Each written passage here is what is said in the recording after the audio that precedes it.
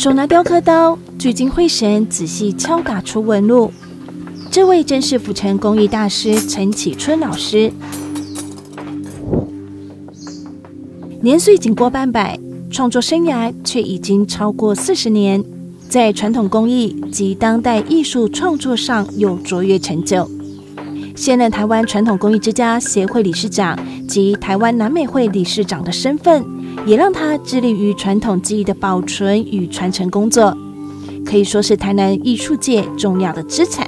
这位工艺传奇人物说起当初让他一头栽入艺术领域的起因，只是因为他听不懂国语。我因为阮爸爸的关系，所以我就有迄个机会让入去读建安国小。但读建安国小入去，全部都是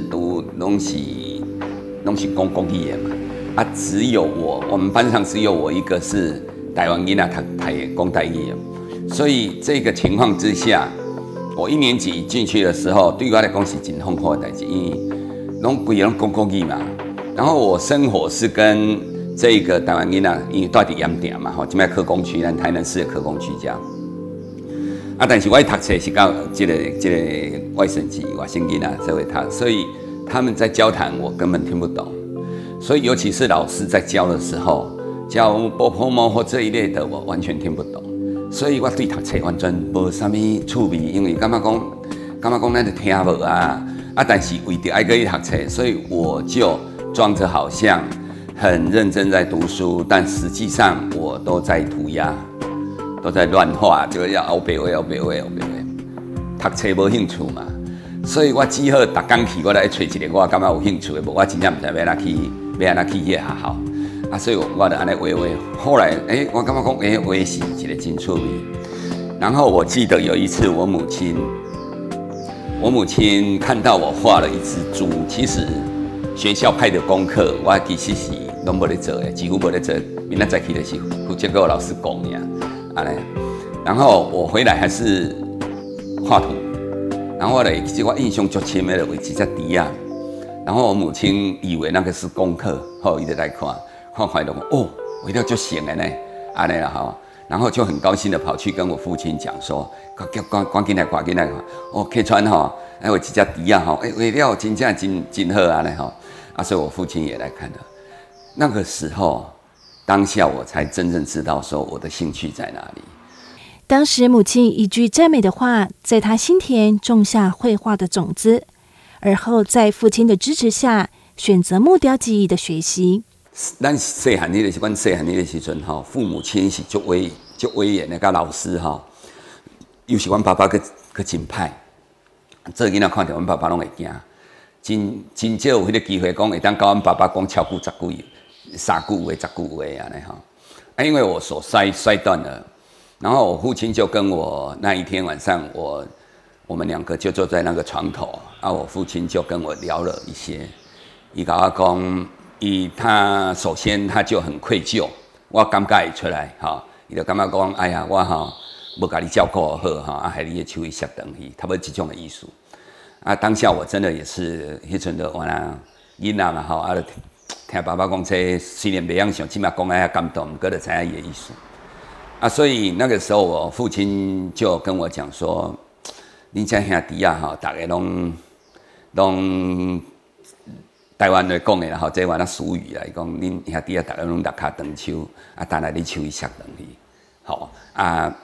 你吼可能因为咱厝嘛无迄个环境，然后你搁继续读册去哩，吼，你就知影阳光子弟拢是较迄个嘛。伊讲啊，无我看吼，你若国小毕业吼，你去学一个师啊，学一个工吼。伊讲较早咱台湾人来讲，然后有一手功夫，就有饭人食嘛，吼，最基本的先要求有饭人食呢。所以那天晚上，我父亲就跟我聊了很多，啊，伊就甲我讲安尼嘛，伊讲，啊，不你要国小毕业，你就去学一个师啊，吼，啊，看袂迄个。然后那个时候，我就毅然决然的就跟我父亲，因为讲开了，我也比较放下心防，较袂惊阮爸爸的直接甲讲，毋过我想要来学做雕刻安尼。啊，为什么我会想要做雕刻？就讲伊一个庄脚囡仔，什么叫雕刻这2字行听嘛捌听过？为什么我会知影？就是刚好那个时候，阮曾林永正公哈都要刻一些妈祖嘛，去以前妈祖吼，阮做囡仔就感觉哦，拜妈祖了，感觉做迄个。啊，伫迄个情况之下，我知影讲，哦，这妈祖就是用木雕落去刻的。好，安尼，阮拢会去苗林嘛，迄苗林古早迄苗林就是集散的中心嘛，吼，一个征讨。啊，所以就伫遐听大人讲，啊，所以我因为爱画图，啊，这个甲画图有关系，啊，所以我就足认真听，足认真记。啊，所以的时阵，阮爸爸甲我讲安尼，我就甲阮爸爸讲啊，无我若真正迄个我想要来学做雕刻安尼。14岁，陈启春在长辈的带领之下，开始跟随福州师傅学习佛像雕刻。然而，在4年辛苦的学徒生涯中，前3年半的时间，每天重复做着都是打杂的工作，再加上师傅无力的责骂，都让他怀疑起自己的选择。啊，所以的时阵，我就去回想到很多我跟我父亲讲的。后来我就想了一个很重要的，我就感觉讲，我这个时阵来转去，我若是无学，等于阮故乡的人一定会讲啊，什么人的囝吼，因为庄脚就是足小嘛，吼，伊讲啊，什么人的囝吼，足无才情的吼，含去学一个师仔都袂堪去食苦了，倒转来安尼。啊，我就是想伫遮，我就讲，我吼，我迄阵的虽然我10几岁囡仔，不过我就这样想，我想讲，我吼。真做互我学出师啦吼，我拢袂晓做雕刻吼，至少我毕业证书有摕着啊，吼我学出师吼，功夫好歹无人知啦，啊我若学无出师吼，转去通人知啦，吼安尼啊，所以因为安尼，我目屎起起来，我搁落来嘛，我就感觉讲，我袂使互阮庄人的人看无，会使讲我，袂使讲阮爸爸妈妈吼，讲啥物人的囝安那，所以我因为安尼，我就从目屎搁起起来搁落来。有一天，阮师傅娘就摕一件个土地公，做细件互我做。伊讲：“啊，你师傅吼，讲啊无即先，你做看卖安尼。”但我迄阵心内想讲，我含无刀啊，就袂晓吼，啊嘛无刀啊，吼，迄阵我迄阵学师啊，吼，我的薪水一个月是450块啦，一天15块啦。啊，所以我家己有一寡钱，我就去迄个啊，当然阮三兄遐刀我来甲借，啊，结果我就开始做，开始。有一天，阮师傅娘就甲我讲：“铁川，我听你师傅咧讲吼，啊，捌看你咧做，啊，现在你看我都做遮水啊，吼，啊，其实吼，这就是安尼。其实我虽然拢含磨刀啊，很这个雕刻的基础工作我都没有做，但其实我那3年在学徒的生涯哈，因为我坐伫遮咧撸刷纸嘛，啊，阮三兄就坐伫遮嘛，好，爱伫遐雕刻嘛，啊，然后每一次。我咧录的时候，我都会偷瞄嘛，都会偷瞄他在做什么，好啊。然后今天伊来咧做开面啊，咧刻手啊，我这方面我就开了，我就甲偷就安尼偷看，偷看我就甲记起来。然后到晚上我到半夜啊要困的进前，我会把今天我看过的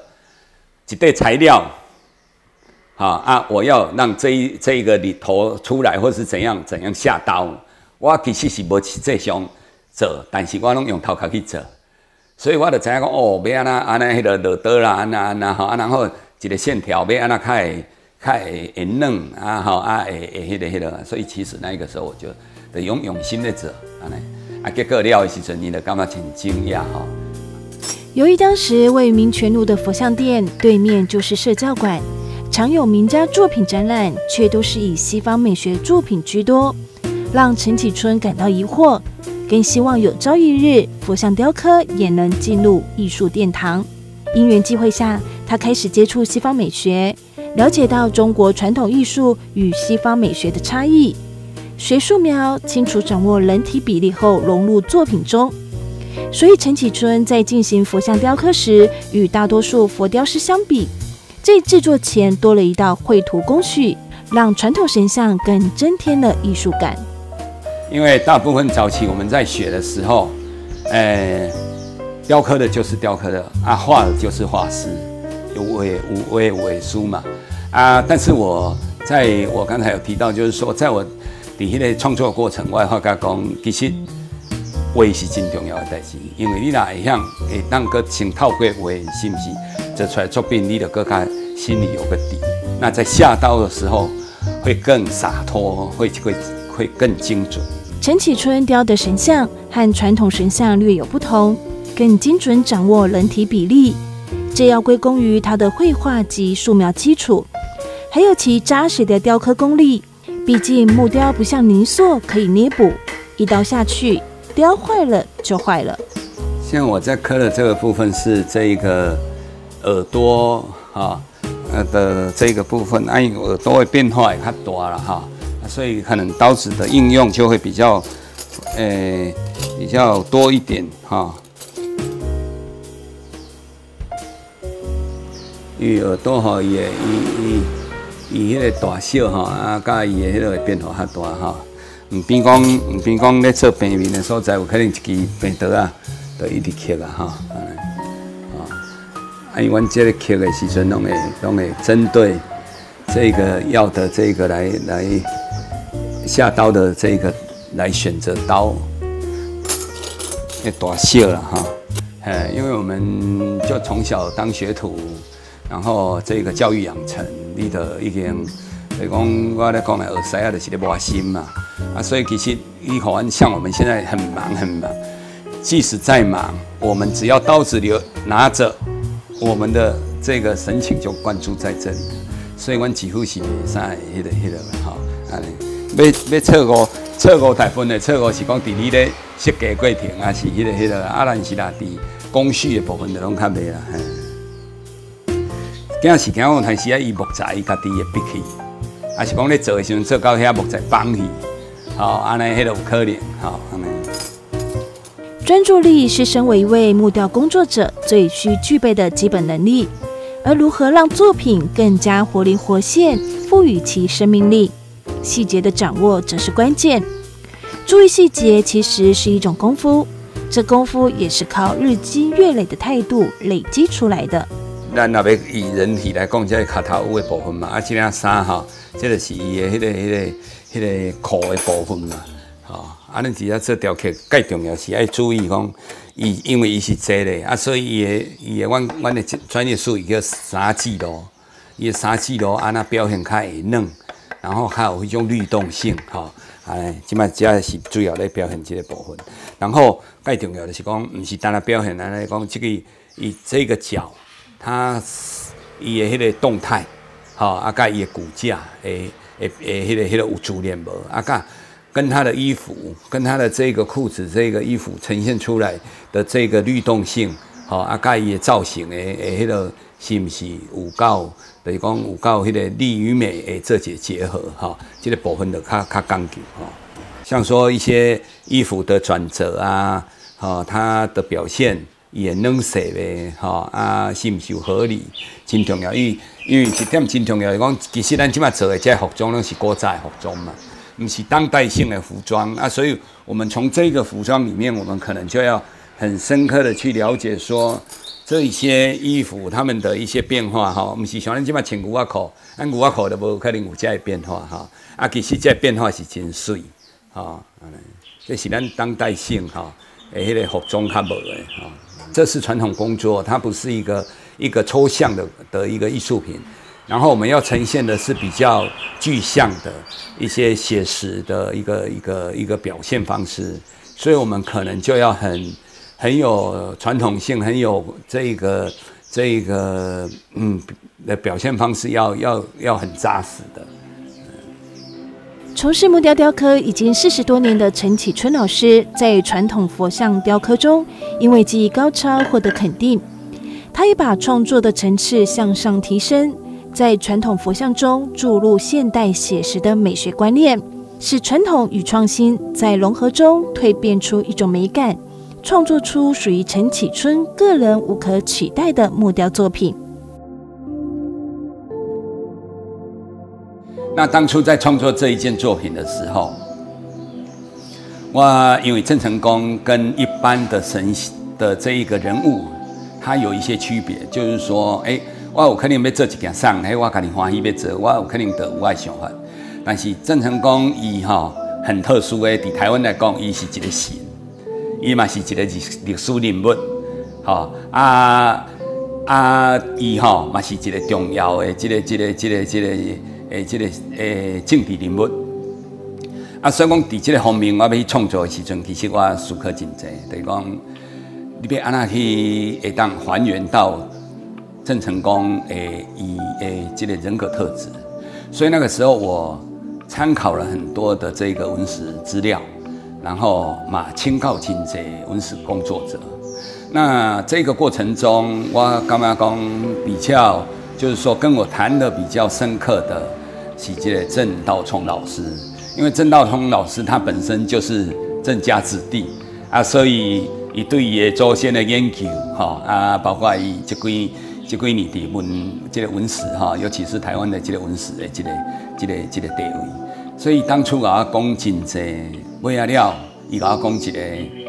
互我感觉讲，这是对的代志伊甲我讲，其实客串，咱会使来参考荷兰人当初互郑成功收复台湾了，伊转去的报告，这份目前还搁伫这个荷兰的这个博物馆当初奎伊是荷兰伫遮的总督嘛伊倒转去，伊倒转去的时阵，伊就写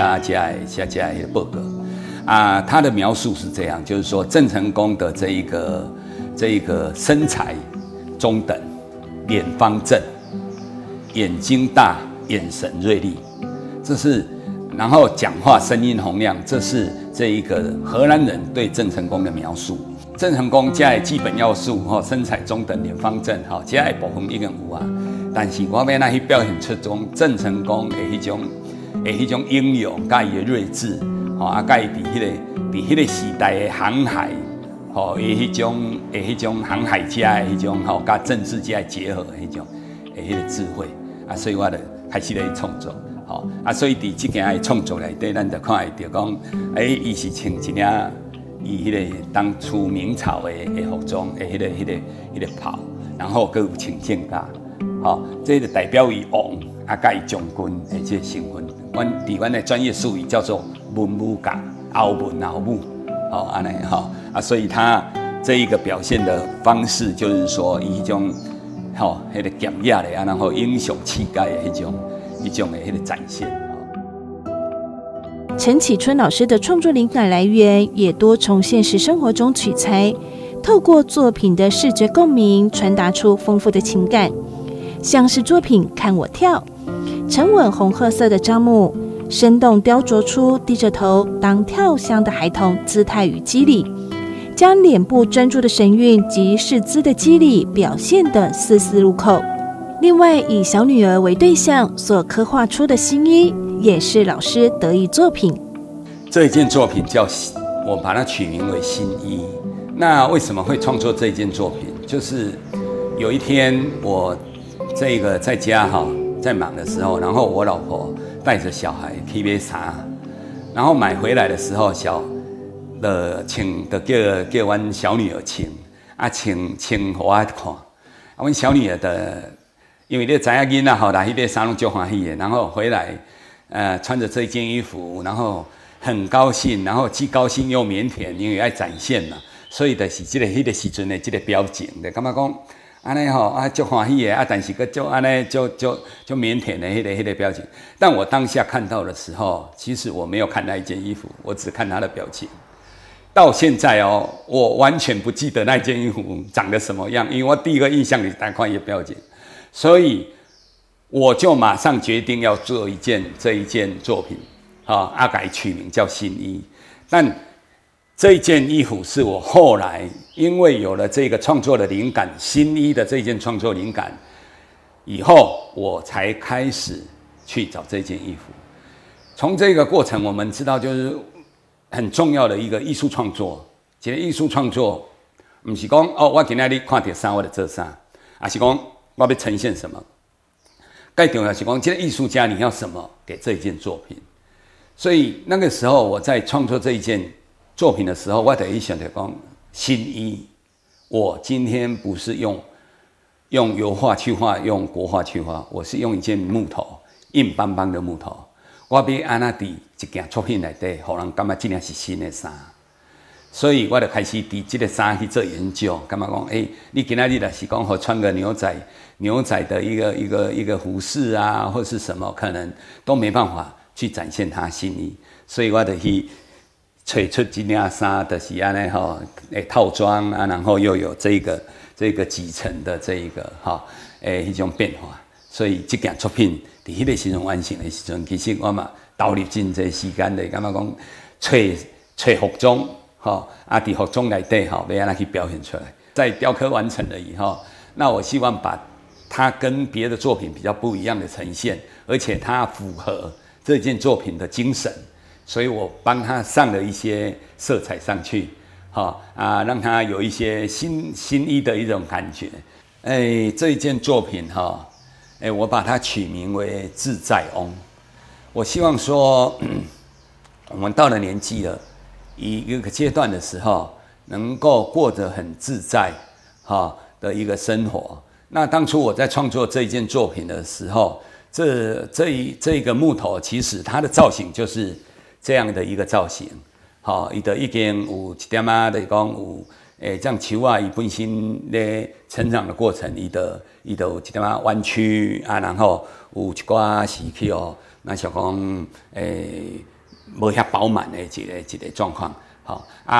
针对这一个树木它本来有的一个造型，然后我去创作这一件作品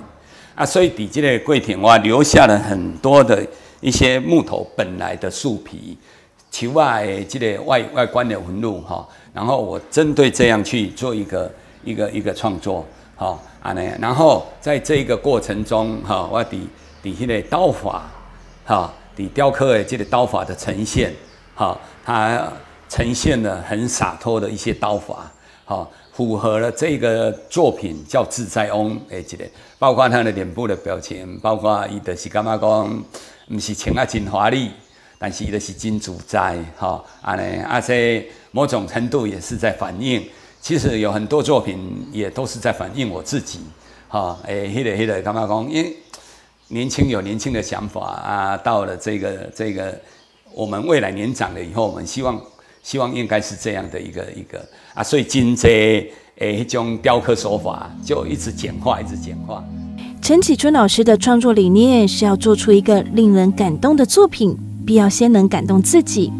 因此他的作品整体表现细腻耐看，也成为许多收藏家的最爱。我们的基本功都很扎实，所以那个其实对我们来讲没有什么没有所谓困难。就是说，最困难的其实是在构想。就是说，当我们要创作一件作品的时候，那一件作品我们要怎样去呈现，让人家感动。我常讲，就是说，一件好作品，很多记者问我说：“老师啊，你感觉哪一件作品是你最满意的，或是哪一件作品是最好的？”其实，在我们一个艺术工作者来讲的话，几乎说我们自己做的作品，假如说我们很投入。在做的这个状况里面，应该都是蛮得意的作品。那在这个蛮得意的作品的之前，我常讲就是说，你要感动别人，要先感动自己。所以，其实在这个构想的过程，你要让这一个作品它要呈现的什么一个效果出来，这个是一个很重要的。往往在这一个过程是天马行空，有时候你真的想了很久，你都没办法到你要的那一个点。其实最挣扎的时候，往往是这一个阶段，在人物的这一个创作里面，有也难度咱伫这个部分，咱可能就是爱去就是讲很扎实的去了解讲人体架构人体的骨架我们做雕塑的人，尤其是我们做人物雕塑的人，我一般我咧看一件作品，我不是咧看讲伊的迄个，我介重要是行家是咧看这个点。跟这一个点，跟这一个点，我们是在看这个点棒的，对不对？因为写的感觉讲，你的看起来讲，这个人物造型奇怪的，感觉讲看起来都敢若有咧迄个，但是感觉身躯有去，手都无去，就是讲伊那一个点放错了，这个是一个很足下行的讲法的，比如讲有伊嘛有做手但是因为伊的比例唔对嘛，迄个点就更唔对嘛，这个真重要的一个。陈启春老师的传统工艺与现代艺术创作都有着独特的个人风格，不仅先后荣获全球中华文化艺术新传奖，2014年台南市登录无形文化资产传统艺术保存者。不仅如此，启春雕塑工作室更荣获台湾工艺之家认证殊荣。其实每一个奖项对我影响都很大但是我特别要讲到的，就是一个比较没人讲，我挺感动的，就是奇美艺术奖。那因为我是第1届奇美艺术奖的得主，那现在今年30届了，那30年前我20几岁的时候，我就得到这个奖。那这个奖其实我为什么会提出来讲，就是说这个奖第一，它办得久。台湾有一个现象，就是说一个奖，像现在省展也停掉了，太可惜了，省展有10几年停掉了。那这个算是比较长的，有的办个3、5届就没有了，10届就没有了。那奇美博物馆有一个是这个企业家，然后来支持的一个奖，然后每年这一个赞助了很多的这个年轻的艺术工作者，所以这个奖是我特别就是说很感动的一个奖。那每年的颁奖典礼，我有时候会去，然后我还记得有一年有一个母亲，她带领她的儿子去领这个奖。为什么她要儿子没有回到台湾来领？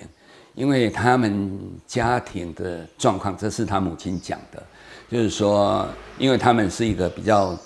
小康的家庭，因为是做好嘢，但是囡仔学提琴，学了真好。但是因为因的这个经济无法度再支撑他，因为在国外1年也要很多钱，所以，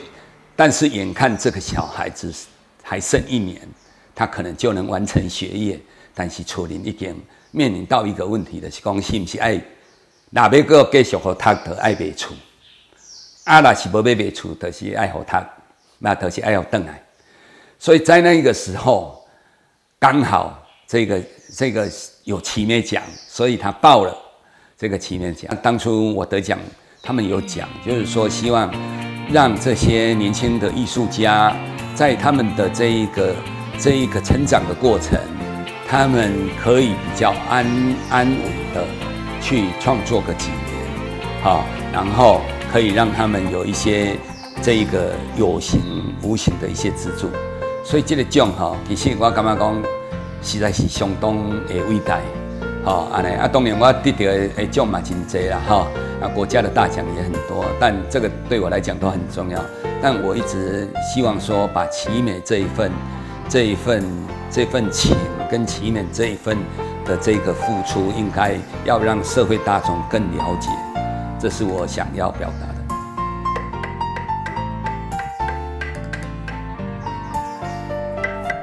14岁学雕刻，18岁出师，25岁参加省展获得优胜，26岁就获得第1届奇美艺术奖，自此往后屡获大奖。40多年来，陈启春老师凭借着努力及对艺术创作的热忱，用手中的雕刻刀，刻画出一个属于自己艺术创作的人生剧本。